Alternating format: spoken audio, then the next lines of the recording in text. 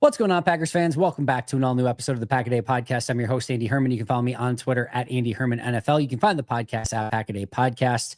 We are joined by the one and only Justis Mosqueda. You can find him on social media at JUMOSQ. And of course, at that beautiful, beautiful new site with the new design, acmepackingcompany.com. Justis, it's great to be chatting with you. How are you doing? Yeah, I'm doing great. By the way, if you want to get past some of those ads, if you log in, it's better. So, all right. That's a heads up. Yeah, man. I think I just told you before we got on air, it was pencils down time for me at like 2 a.m., 3 a.m. at some point on, I guess that would have been Monday, technically. Yep. That's when I got done with watching every single snap, trying to analyze it. I have entirely too many spreadsheets open right now, trying to track who the heck is playing special teams and stuff like that, because I am a sick bastard about that. And we've literally been, Andy, you and I have been in multiple Twitter DMs together, not initiated by us, where people are debating whether Travis Glover is or is not eligible to come back to the 53-man roster at some point this year. Buddy, football season is back. Pardon my French, but you are so right. You are unbelievably right. It is absolutely back. I am so glad that it is back.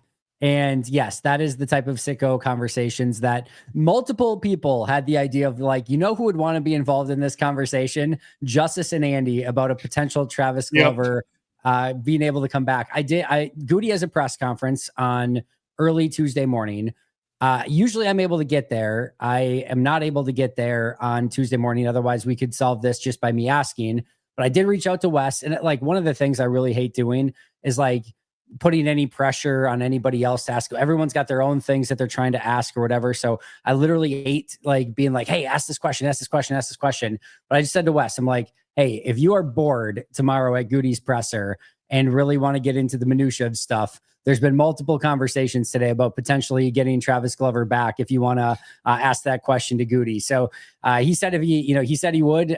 You're potentially think about it at least. We'll see if it actually happens. And again, a lot of the time, other things come up when you're actually in the room, but maybe we'll get an actual response from Goody. The other thing is, even if he is, he might have like an actual season-ending shoulder injury too. Like, we don't know the extent of the actual injury, where even if he is eligible to come back, he might be done for the year anyway. We don't know at this point.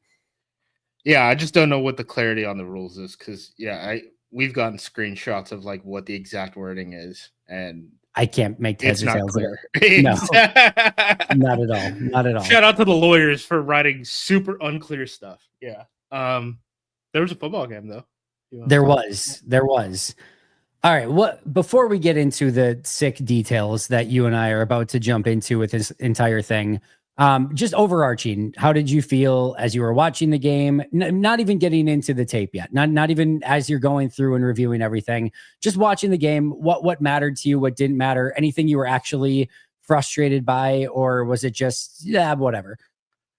The drops. I had the audio going on. I'm not gonna lie. I started charting during the game, so like I had two screens up, and then I was screen recording on one, and then was trying to figure out special teams personnel immediately. And I do the first team. Every week that the Packers do anything. I've been doing this for like 4 years now. Like family night, any of the preseason games, if the starters get in, I track the first team snaps, because I find that that's really valuable. For roster construction, like when we're about to be debating the 53-man roster for like the next 3 weeks, right? Yep. So I always find that valuable, and I think people find that valuable too. So I try to get that out ASAP. Was not paying super close attention after the starters got off of the field. So that would have been 3 drives in total, right? The defense got 1, the offense got 2. But the drops, man, the drops. Oh my God, dude. So much of this would have looked so much better if not the drops. Like the one of the more interesting things, when I was watching the defensive film, I was like, damn, the defense is actually playing pretty good. Like there were some obvious mess ups in the first drive. We could talk about that. I went through like play by play, the entire the offense's first 2 drives, the defense's only drive with the first team, and I wrote like the play-by-play and like um, things that are correctable, things that are like actually concerns, stuff like that up on APC.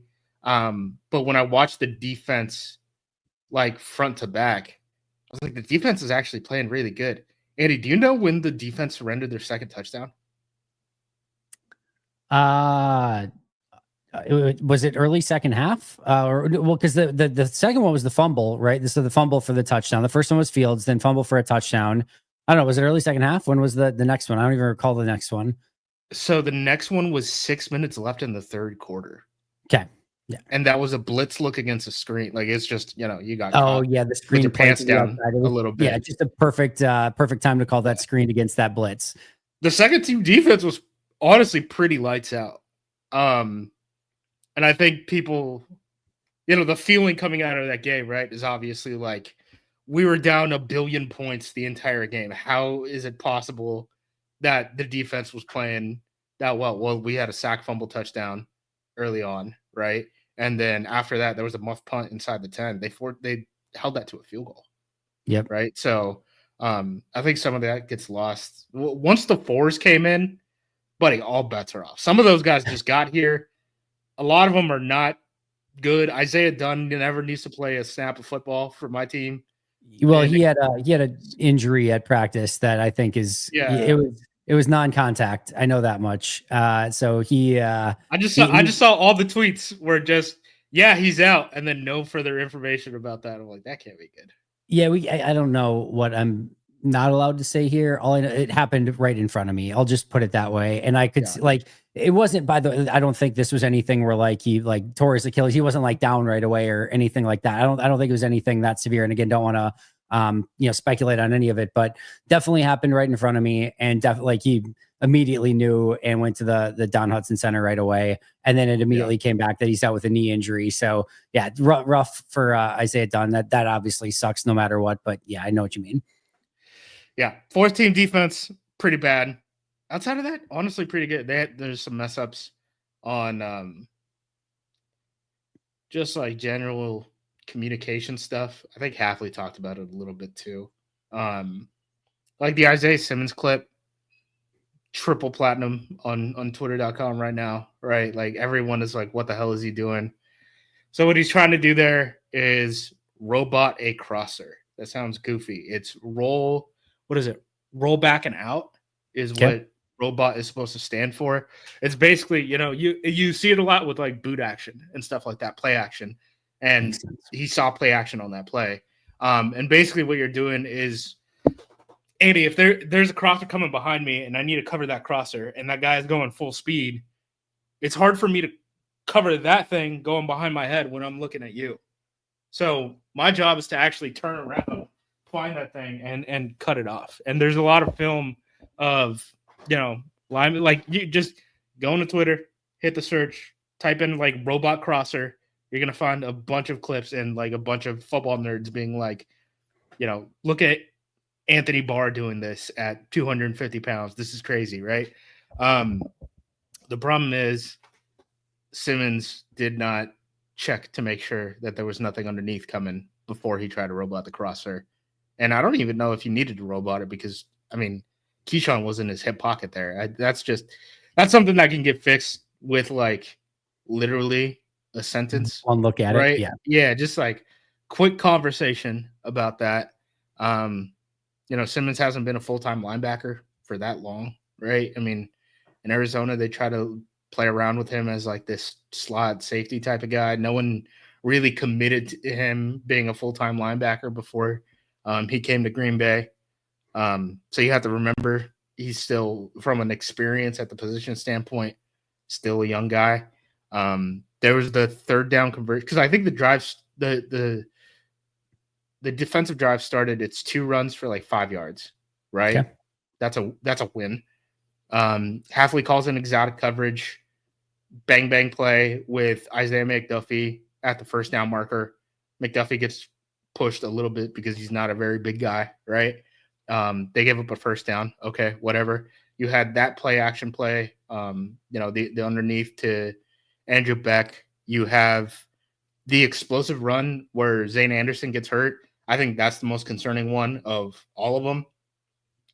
Javon Bullard has a wide open gap that he's staring down that entire time and just does not hit it. He doesn't. He's supposed to make that play, basically at the line of scrimmage. He doesn't make contact until they're 11 yards downfield, right?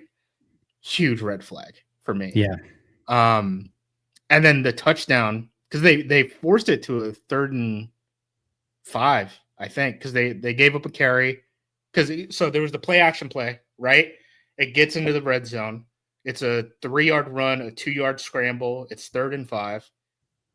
Then you get a play call that will never happen in a regular season game, which is Justin Fields runs a 4-3.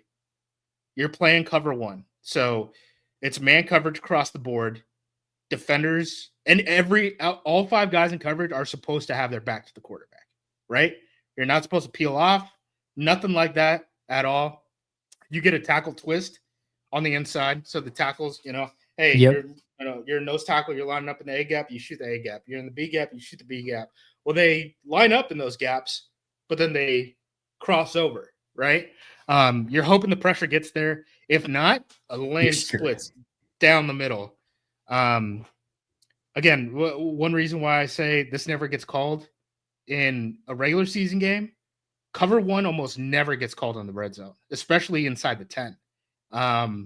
Because that really what you're doing, you're playing man coverage and you're playing that post safety. Andy, no one's throwing a post when you're also, the back line of the end zone is a defender, right? Who's throwing a post? So they're running a coverage that you're not really going to get against a really fast guy. And then, hey, pass rush doesn't get home. Field steps up. It's, basically a foot race between Keyshawn Nixon and Katana Ladapo and Fields. Fields can roll out of bed and run a 4-3. Scampers to the end zone untouched.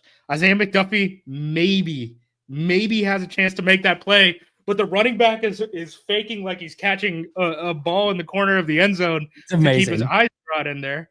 And McDuffie's not going to turn his eyes around in man coverage if he's seeing that. Like, I saw some people saying, like, they got to communicate better. No, it's man coverage. This is what you're supposed to be doing in man coverage, because if Fields breaks out of the pocket and Isaiah McDuffie stops covering that running back for even a yard, you're playing monkey in the middle, baby. You're coming at me, I'm throwing it to him. Like, you're in no man's land. Sorry. So I'm not too worried about the defensive drive. The Bullard thing sticks out to me. Offensively, I think the tackles, Belton, Jordan Morgan looked a lot more comfortable out there than they did on family night. I take that as a positive. Obviously, Jacob Monk had his issues. I think two holdings in pass protection, one at center, one at guard. And then he also got a holding on an Amar Johnson carry that went for like 10 yards. Yeah. Amar Johnson actually, like, you look at the box score and you're like, wow, he's definitely the best player in this game. He had 2 explosives taken back. Yep. He had the swing screen. I think it was a receiver who got called on the swing screen for holding. I think that one was like 15. And then he had the one that got taken back for 10 too, because of Monk. So Monk, not a great day. Amar Johnson, definitely good day overall. I think the defense did fine. Offensively, good God, the drops. I thought it was funny that Hafley brought up in his presser, or someone asked him about, all the punch outs and stuff, right? Because I even saw that on family night. Family night, the guys are punching out the ball against their teammates, and then you get in the preseason game. Nobody. I don't think I saw a punch out at all. And he was like, "Yeah, that is a problem." Yeah. So, shout out to the Colts, high and tight, 5 points of contact. You're going to need it this week because I'm sure they're going to be trying to punch that thing out. So it was, somebody asked me about like that on one of I think the post game live show or something, like, where was all the punch outs? And I'm like, I'm gonna have to go back and rewatch it, because I'm like, I don't recall seeing it either. Yeah. And it was every play at practice, every play at family night, like, it is there. And then it just, I saw it at family night. I was like, okay, they're not playing around about this. Like, they're actually doing weird this. That it just like disappeared. I don't know if like they just forgot in like the heat of the moment. It was such a weird thing. Like, some of it, like, there weren't a ton of plays where you had a huge opportunity for it, but still to not get it at all was very, very weird. all throughout the course of the night. I want to go back to the end zone play though. So I want you to ask me this. Cover one in the end zone, play you never call. Why call it in that situation, Justice? Just to get reps. I mean, maybe you didn't get enough man with the first team and you want to see if they'll actually cover it, right? I will say, as far as man coverage goes, all the routes were covered. McDuffie probably had the easiest responsibility, and he's probably the guy you're worried the most about in that situation.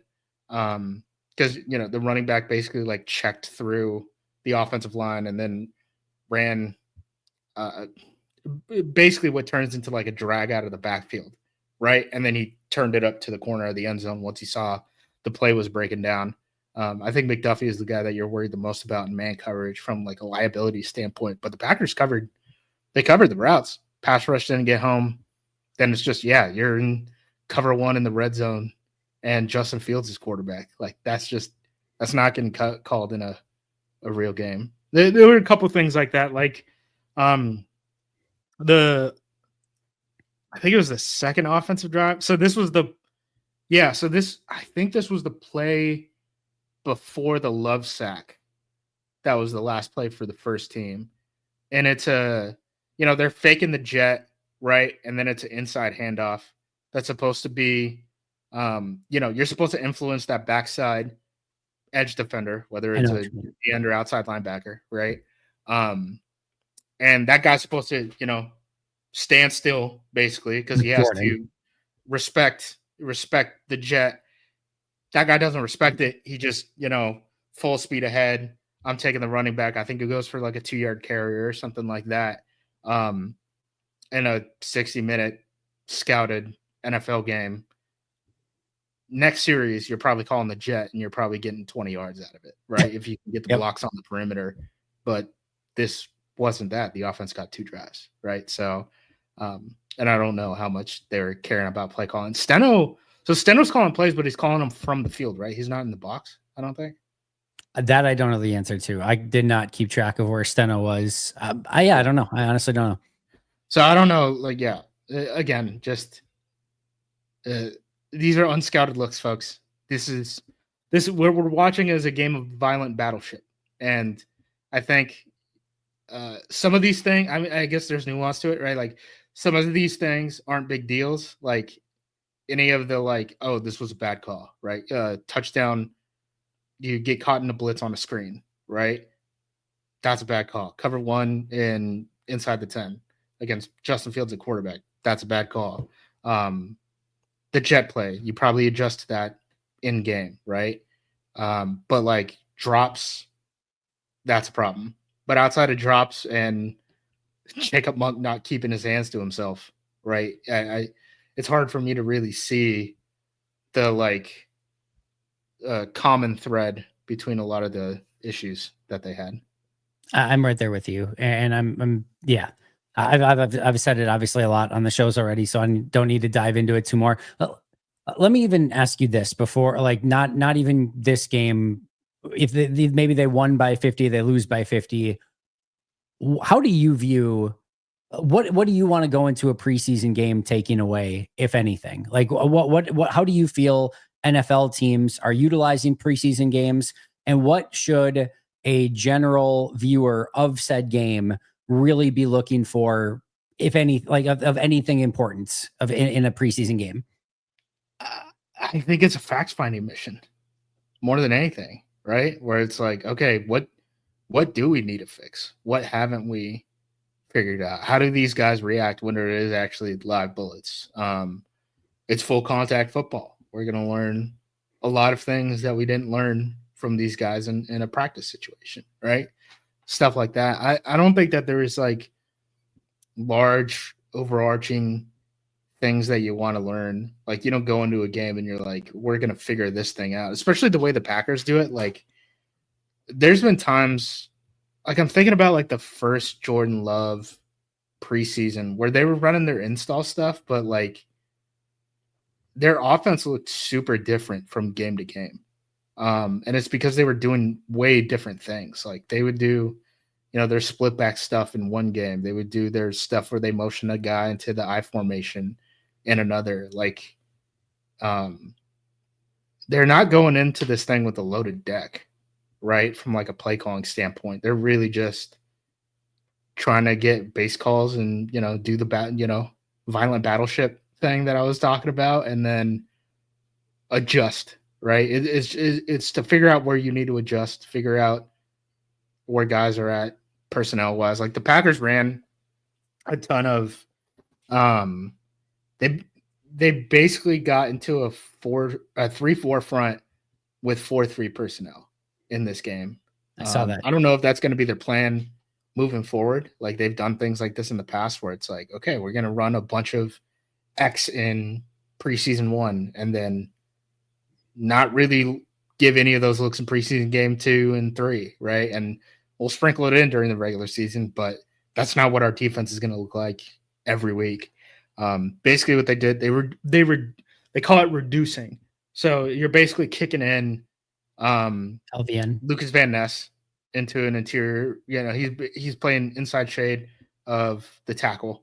And then Isaiah Simmons was actually the linebacker who walked up to the line and basically played like a 3-4 outside linebacker. I think that worked out pretty well for LVN. The problem is they try to do it with other guys like Baron Sorrell. And I thought Baron Sorrell did really well as like an actual, well, not really. I mean, he did pretty well as an actual edge defender. Like there was one time he would have gotten the sack if he didn't slip. That's another thing that we didn't talk about. Edgin Cooper on that first drive, there was one play action play. He falls on all fours because it's wet and it's Lambeau Field, and that's what happens. The surface is slippery. But Baron Sorrell almost got a sack, and then I think that same drive on third down, he gets a quarterback hit on an incompletion. He did pretty well when he was on the edge, but they tried to reduce him a couple times, and he got washed and pushed off the ball so far on some of these double teams that like the linebacker couldn't scrape over him and actually like get into the gap that he was supposed to be playing. So as far as the 3-4 stuff, I'm cool with it if Van Ness is the guy reducing, and I don't think that there's another defensive end on this team who can play that technique. So I hope to not see anyone other than Van Ness play that in the regular season. All right, fair enough. Not Colin Oliver. You don't want Colin Oliver kicking inside to. Does he exist at this point? No, I don't know. We're in Zane Anderson territory here a little bit. No, I don't know what's going on with him. He still is working to the side today. Hopefully he can get back sooner rather than later. But yeah, it's definitely disappointing. So weird because the opening press conference, right, of training camp, dude said there's 2 long-term injuries on this team. It's Christian Watson with the ACL and John Williams is dealing with this back injury. Those 2 are 2 of the only 3 guys still on the Packers injury list. But then there's Colin Oliver, who's been on the injury list for 3 weeks with a hamstring injury. So it gets even sort of weirder because, so as you know, Colin Oliver was out for a huge chunk of the season, then played in the Senior Bowl and kind of did everything, at that, and was like, so I think kind of deemed like good to go. Rookie minicamp, let me be very clear here. Rookie minicamp was hardly anything more than an orientation, right? Like there was very little going on. It was like an orientation going through like the warm-ups and Taylor Elgersma basically doing like a tryout. Like that was what rookie minicamp was. But he was doing all the stuff with all the rest of the rookies. He was doing like the warm-up drills and everything like that, and didn't seem to be limited in any capacity or anything like that. And then, mini camp comes along, OTAs come along, and he's out. Training camp, he's out. And as you said, Goody doesn't say anything long-term. Yeah, here we are. And there are differences in sort of like rehab groups and like players returning from injury. So for example, there are some players that are not out there doing any work really whatsoever, like not with like the initial rehab group. That's got like Colin Oliver is kind of in that group. Those are usually the ones that are kind of further away. There's the ones that are not doing anything, like Travis Glover, for example. Obviously, that's a totally different thing. Then there's some that are like either staying inside or not exactly with the rehab group, but you can tell they're further away. Then there's like the rehab group, which is today was like Xavier McKinney, Jalen White, a couple other guys in there, Zane Anderson, etc. Those are kind of the next tier up. Then you have guys that are actually like in pads and kind of like observing and going through some things. Quay Walker did that for a while. Like he was almost like going through, but he wasn't actually involved in anything. Then the next step up from that is just doing individual work. And then the step up from that is doing individual and some team. And then after that, you're pretty much full go. Colin Oliver's still kind of back of that line where he's not even with the rehab group yet. And it seems like he's getting ready to come back. So it's a weird circumstance. You never quite, I should mention, it doesn't always follow that protocol. Obviously, everything can be a little bit different depending on the injury, but it kind of feels like that's sort of the pecking order of kind of injuries. Yeah, and I was thinking about this the other day because I was trying to like explain to people some of the things on the 53 and the way that it has to go. And that's really why I started doing the big nerdy write-ups about special team stuff, right? Yep. But there are like pressure points on this roster, right? I think one of them right now is defensive end. Colin Oliver hasn't been on the field. Is he going to make the 53? If you're a defensive end on this team, you almost have to contribute on special teams, right? Rich Bisaccia loves to play defensive ends on special teams. Basically, the entire punt block unit is like defensive ends or linebackers. He'll play them at punt protection, right? You'll use them on kickoffs, stuff like that.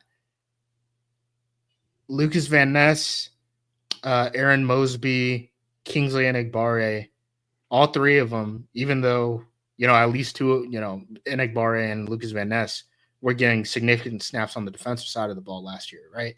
All three of them were top 7 played players on the overall special teams. Brenton Cox was 39th. Mosby started, I think Mosby got in, Mosby was 4-core. So he started on all 4 major special teams unit. It was, punt, return, kickoff, return. Yep. Brenton Cox, 0. They used him as a rotational punt rusher, right? Yeah. And, stuff like that. This preseason game, they didn't play a lot of the guys that they usually would. Like, obviously, you guys see like Keyshawn didn't return kicks and stuff like that, right? But like they use a lot of starters on special teams. They didn't do that in this game at all, and I don't blame them for that. Like Xavier, I don't think people realize this. Xavier McKinney's like an every down kickoff guy for them. He plays the 1. So like if you're counting outside in, right? 1, 2, 3, 4, 5, he plays the 1 for him. And obviously he was injured and stuff like that. But I'm just trying to show you guys an example of like a starter playing a key spot. Tucker Kraft a lot of times will play like the wing and on punting, like that little shield and stuff like that.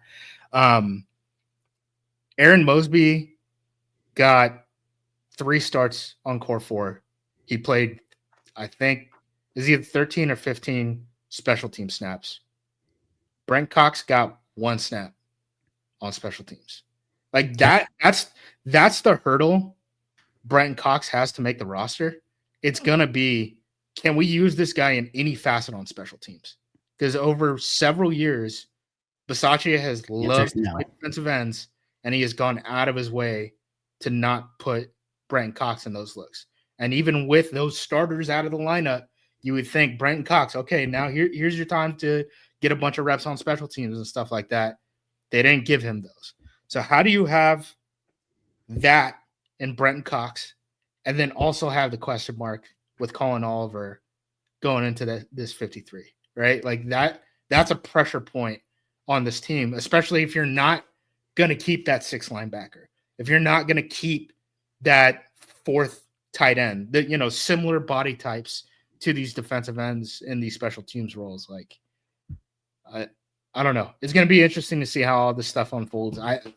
If I'm Oliver, though, I'm like, I got to get on the field. I actually think it might be the opposite. I think Green Bay at this point just says you're starting the season on pup. Yeah, because he's on pup. So if you take him off, then you can't, this obviously, but you can't put him back on PUP. I think we're probably to the point where, if it's not this week where he can like go, I don't think you rush him back. And I think he's not getting rep, because if you're a DN on this team, you're going to be activated. You're going to need to be playing like, especially if you're a backup, like you got to start at like 3 different spots on special teams in week 1.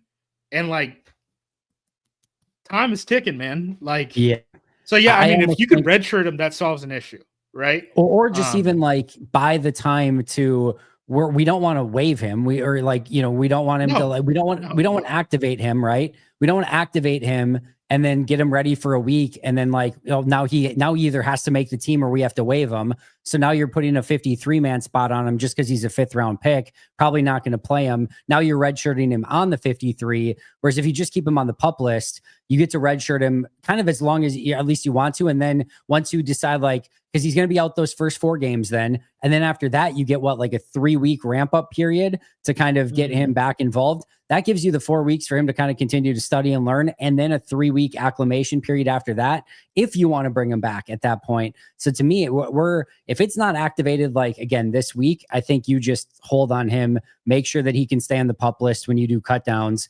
basically giving you an extra roster spot, and then figure that out down the road once he's ready. Yeah, if they can swing that, I think that makes a lot of sense. Deion's going to be really interesting because, again, like Kingsley and Brenton Cox are both high quality backups at this point at the NFL level, but Cox doesn't play special teams, and you added 2 more guys, two mid-round pick rookies at the position. And Aaron Mosby already like is playing a ton of snaps for you. So if you get rid of Mosby, like where are the snaps coming from? Is it coming from a linebacker? Or is it coming from a tight end? Isaiah Simmons isn't really playing linebacker spots on special teams. They're having him gun punts, which means he's not working in punt protection, even in practice, right? So like these roster numbers are getting wonky. They're getting wonky. That's why like anytime I see the like mock 53s and they're like, yeah, we're going to keep 6 defensive tackles. In no world are they going to keep 6. I'll eat this hat live on stream. I swear to God, I'll do it thread by thread if they keep 6 defensive tackles. There's no way that they're going to be able to do it with this roster. I think they keep 6 defensive tackles. It's not happening. It's not happening. One of the funny things too, like, so Stackhouse was in rotationally starting with the second team guys. He wasn't a starter. Kobe Wooden and Carl Brooks both got looks over him. Warren Brinson got more looks with like the second team than Stackhouse did. But Stackhouse like almost exclusively played in like short yard situations, which I thought was really interesting. It was something I think PFF had it. It was like 18 of 26 reps that he had were against the run. And that's including when he was actually in there as like an every down player with the 4th team, right? But before that, he was basically just in situationally as like a run stuffer, like the Braylon Allen stuff on that 4th and short, right? He was in there with the second team. He was in there with Welch and Kingsley and Agbari and Kobe Wooden and all those other guys. But they really used him as like this role player more than as like, yeah, you're on the 3rd line of the depth chart at defensive tackle. Who are you cutting of the 6? Just Stackhouse? I don't even know if you got to cut Stackhouse. Like if you want to use him as like your short yardage guy, go for it. Like that's. But then who are you cutting if you're not keeping 6? One of the Georgia guys. I don't get it. It's Dark Knight, Joker pool stick. Like break that thing in half. Whoever survives, survives. Here's where I agree with you, and here's where I disagree with you. I agree with you when it comes to the roster math that keeping the 6 defensive tackles is tough to do. I think sometimes you get to the point of it has less to do with what's your best roster from like a game day standpoint, and it's more to do of like which guys you don't either want to maybe subject to waivers or actually just want to keep on the 53, and you can figure out some of the other stuff with practice squad call-ups. Like let's say it gets to this, right? Let's say it comes down to one of the Georgia D tackles or Aaron Mosby as the extra defensive end, right? I don't think there's much question to me that Mosby probably has more value as like a guy that you can use on special teams, be a rotational defensive end. You're going to get more out of that guy on game day.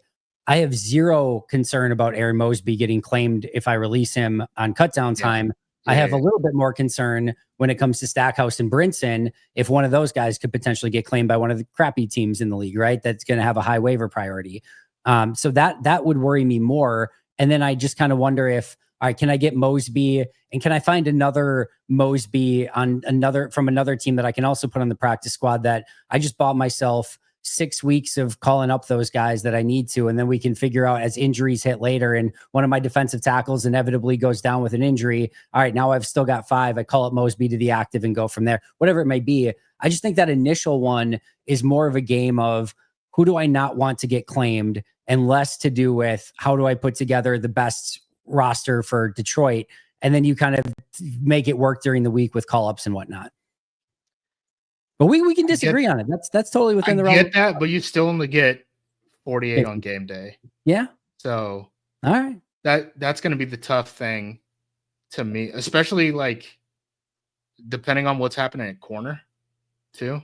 Like this is what I was saying, like, or not corner, defensive back, with all the injuries that are there. I know Haddon just came back today and stuff, but yep. They're going to be short on numbers at a lot of special teams spots specifically. And that's where you get into a weird spot. And it's like, all right, are we going to have Savion Williams be on the kick return team as a blocker?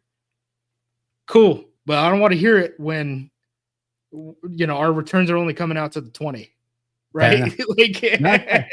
It's very, very fair. Like I said, I think your overall roster construction is right. I don't disagree with that at all. I think if you're getting ready for Detroit, you probably want those guys rather than a Stackhouse or something like that. Yeah, because I think, like at tight end,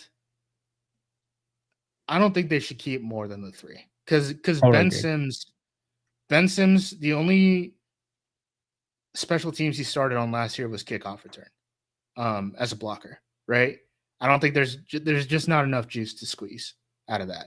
If there's a 4th tight end, it's somebody that's not on the roster right now. If you told me there's 453 guys, I think they claim somebody like they did with Ben Sims in the past. I think it's somebody else.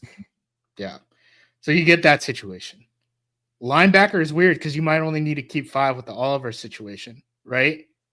You probably should only keep 5, honestly, like from watching these guys. You probably should only keep 5. But Isaiah Simmons isn't getting any of these linebacker, tight end, DN spots on special teams. So now you're down 2 guys on special teams at that same body type that you would have had before. And then we're talking about defensive end with the whole Colin Oliver, Brent Cox thing.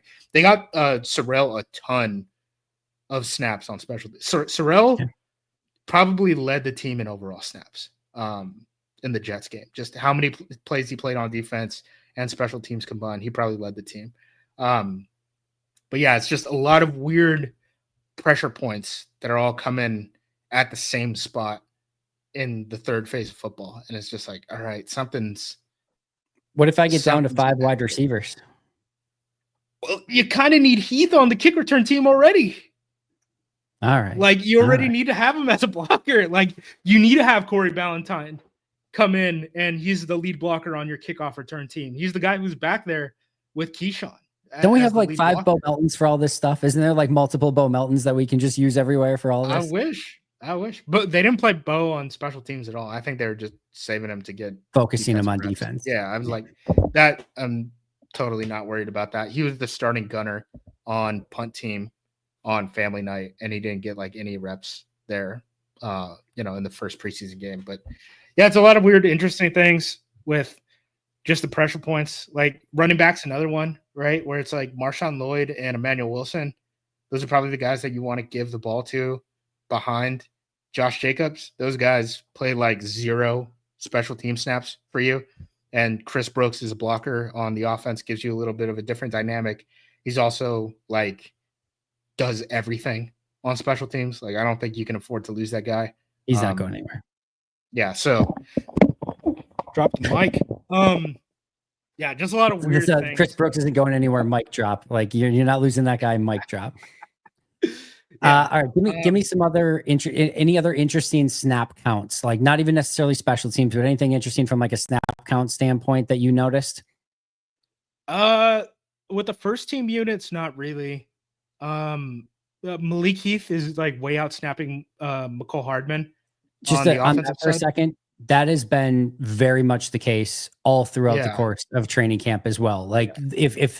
if snap counts are any indication, and if how much time they get with the ones is any indication whatsoever, I mean, Malik Heath is so far ahead of McCole Hardman at this point. It's crazy.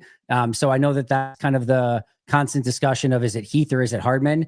Man, if it's just based on that, Heath is Yeah. ridiculously ahead of McCole Hardman at this point. Yeah. Like, I think we talked about this a little bit before, where it's like Mecole Hardman's win condition is he has to by far win the punt return job. Not a And he great did start. not help himself. No. He did not help himself on Saturday at all. It's funny because, like, fans just do not remember what like a rotation at the return position looks like. They're like, why doesn't he just like fair catch these things? Why is he trying to make a play? Because he's trying to make the roster. I said We this lived right. through Kristen Michael. I have Every play, no, it's I gotta show coach something. I gotta show coach something. Because you're not gonna make this team making fair catches.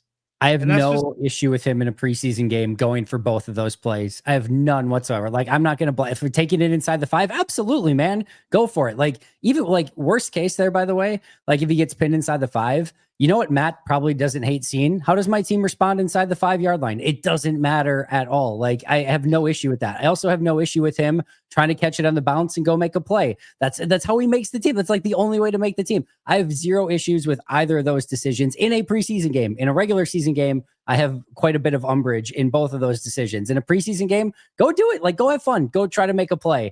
He did not do either of those things, though, and both ended up being big mistakes, specifically the muff. Yeah. And again, Hardman's a vested veteran. So if he makes this team in week 1, his contract fully guarantees. A lot of these, I guess, what we perceive as anxiety, right? The willing to take risks, stuff like that, probably goes away with that. But until roster cutdowns, buddy, it is all or nothing. So, like, I wouldn't be surprised if Hardman does some weird stuff again. No doubt. Next week. Like, what do you have to lose? If you get cut at, you're going to be cut at another punt return, anyway. right? Like, if he doesn't get another chance at a punt return, he's just gone. Like, he needs like one, maybe 2 Desmond Howard moments in order to make this team. If there's a ball that bounces at like the 3 and he can scoop that thing, that dude is scooping that thing a million times out of a million again. Like, yeah, unless they like specifically told him you catch it inside the 5 again and you're cut. Like, outside of that, like he's catching it. Yeah. Yeah. This is what it's like, buddy. This is what it's like with the roster bubble guys. I got to show coach something. All right. That's the interesting snap counts. Any other weird special team stuff that, as you were charting special teams, of like, hey, keep an eye on this player because they're on a billion special teams units? I don't think that there's stuff that's super important for, because so many guys who they would have used were out. Christian Welch, I thought by far had the best night special teams wise. Open and kickoff, just completely dirt naps a guy, like complete and total pancake on the open and kickoff. Sorrell got called for a holding penalty on that one, by the way. And then on punt team, I think this was because they had Simmons out there a lot, gunning punts, but the Jets called double vice. So it's, I mean, think about it as like a true double team. Like, literally, there's a guy on your outside shoulder, a guy on your inside shoulder. They're just trying to press the hell out of you. They want to make sure you're not going to go make that play downfield on the punt. So they were doing that from a coverage standpoint, the Jets were, right? So what does that do? Well, you have fewer guys in the box, right? So you're not really going to be rushing the punt. And the guys who are in protection and then have to go field that punt downfield, right? There's less mess for them to walk through as they go down. I think Christian Welch made like 3 tackles on 4 punts or something like that. Did really well there. I think on the defensive side, still more to be wanted. I think he's not as quick as he used to be, and that's going to hurt him in terms of making this roster. I don't think that they need to keep more than the top 5 linebackers. I think Hopper's taken a really big step on the defensive side too, as someone who has, like, I was a card carrying Yeah, non-believer you in shorted Hopper that coming out stock. of the You draft. shorted that stock a long I time did. ago. I did. I've been selling it, and now I would like to buy some back because Hopper looks like he's a real football player this year. Last year, he basically just played special teams for the Packers, had a pretty tough summer, had some rough film at Missouri, even though he was a pretty good athlete. But he's kind of taken a step.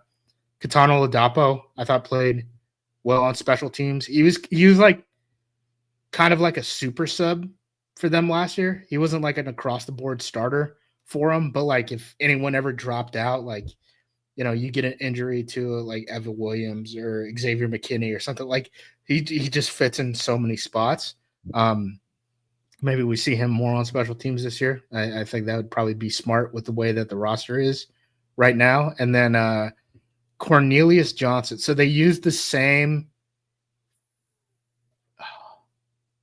I think it's five punt rushers every single punt that the Jets had, except for one, where they subbed out Sorrell for Cornelius Johnson, a wide receiver, and he almost blocked that punt. That was the punt that Hardman muffed. So I don't know how the hell they found out that they have a wide receiver who can basically, be a pass rusher off of the edge on punt team and try to go after these things. But Bisaccia found one. It's so weird. Some of these, like, special teams is so odd because you're teaching defensive ends and linebackers how to pass set for punt protection or run block for the kickoff team or a wide receiver to, basically rush the passer on the punt return unit. Like, so it's nice to know that he can do that. Maybe he's a call up that you can have, off of the practice squad, like we mentioned. If you're short on defensive end type of bodies. If you thought Bill Melton to corner was going to be a hot one, wait till next year. Cornelius Johnson at defensive end. We're going full steam ahead. It's just everyone's moving to new spots next year. It's going to be amazing. Yep. Yeah. So that's pretty much what I got on special teams. I don't think there was stuff that was super duper interesting on that phase. Jamin Johnson, I think, played pretty well in special teams, but then like some of his movement stuff on the defensive side, like he looks like he's a year away still from being like an NFL player. Again, I don't think you need to roster a 6 linebacker on this team, not with the current roster. I do the Hopper thing. Like he might have had the best night of any of the linebackers. Like he might have outperformed McDuffie and Simmons. So I don't know. I'd like to see more of them. So look at the change in heart with Justice for Tyron Hopper. I'm willing to admit I'm wrong. I know. It's just a beautiful thing. I wasn't a Kobe Wooden guy either, and he looked pretty good on defense, and he's gotten a lot bigger, and he's actually playing nose tackle like they said he was actually going to play nose tackle. It's funny because so many people have wanted to cut him on like the 53-man stuff, and maybe he still does. We'll see. But like I've been watching him in mini camp and TAs and training camp and stuff like that, and they've given him this new spot, and he's put on weight, and I'm like, be careful. Like he's looked better and at times has been higher on the rotation than Carl Brooks. I'm really interested in Carl Brooks. Like I love my guy, Carl Brooks. He's kind of my guy, but he's had a very, very, very, very, very quiet offseason. I don't think he could be the guy. Him. I think so they do a lot. They do a lot of weird things with him on special teams too, because like he's a defensive tackle, which are usually just like complete and total zeros on special teams. You're not going to play him anywhere. But he's athletic enough that he can do some of the defensive end stuff. So like they need him on like the punt rush team. And yeah, I don't think he's going anywhere either, but just wish he was a little bit more impactful. But he's got some time to go yet. Hopefully he's just saving it all for the season. A couple quick ones before we get you out of here. Anyone that helped or hurt their 53-man roster case the most in this particular game for you? I like Cole Hardman feels like the obvious one that hurt himself the most in this game, but anyone outside of that? Well, I mean, like Heath didn't have a good game. Monk didn't have a good game, but I don't know if like their status, like Heath probably a little bit. Monk's making this team. Yeah. I thought, Kalen King looked solid in the slot. I thought it was interesting they used him and Ballantyne both in the slot. Before Ballantyne ended up getting hurt and stuff like that. So like I don't know, maybe they keep 6 of these guys. Right. It kind of, either that or if it kind of feels like an either or with Ballantyne or King. I don't know that you can keep, unless you're keeping an extra one. I don't know that you can keep both, but that also is an interesting one. I'm throwing Haddon in there too, where it's like maybe keep 2 of the 3 or whatever. I think he helped. I'm trying to think like both of the backup DNs, if you count that, Kingsley and Igbara and Brett Cox, both of them made plays. So like, I don't know. Again, the special teams of it all, whatever. But like they both made plays. They some people have them both on the roster, some people don't. I think Chris Brooks just like getting all of the snaps with the ones is a good sign. Like I don't really think he's at risk. I'm literally going position by position now. John Fitzpatrick continues to impress. He had that nice catch. Yeah, but I think he's like I just think he's gonna make the team, right? Yeah. Katana Ladapo, I guess if you thought that Omar Brown was gonna push for his spot. One interesting thing, I guess from like a roster construction standpoint, like Amar Johnson, if he can actually be that guy who you want to give carries to, and you can figure out any way how to get him on special teams or something like that.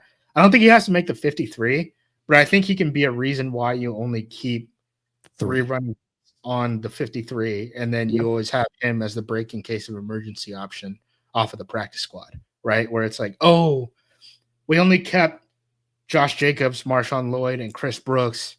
Marshawn Lloyd just went down with another injury. We really don't want to give Chris Brooks all these carries. Like he kind of like does a different thing for us, even though, on the roster, he has the RB very important next to him.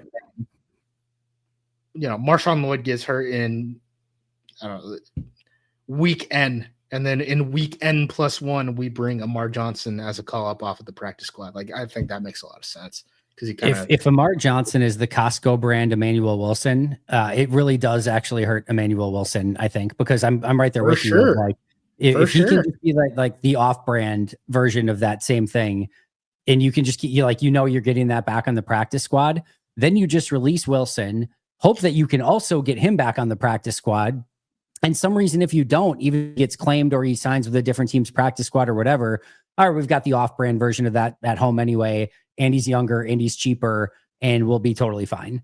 Like, I think that does actually hurt Emmanuel Wilson potentially. Yeah. So it'll be interesting to see how they kind of like deploy these guys next week, right? Especially with, Matt said that they don't plan on playing the starters against the Colts. They plan on playing the starters against the Seahawks, right? Because Abanikanda basically got like all the reps with the 2s. So I'm hoping to see Amar Johnson with the 2s. I was expecting a change at practice today, and it really didn't seem that way at all. It felt like Abanikanda still got the primary reps ahead of Amar Johnson. So are we doing anything with Abanikanda? Like, are you moved by a like no. He looked fine. He had the drop that sucked. Enough with the drops on this team. He got all the kickoff returns. He got all the carries with the 2s.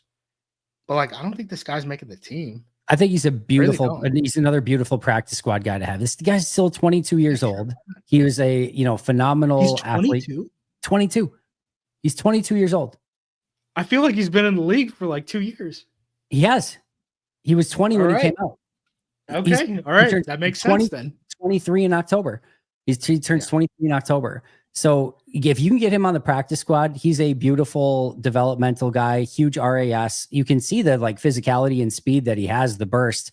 I don't think that he has any particular role. And I kind of just like some of the other running backs better.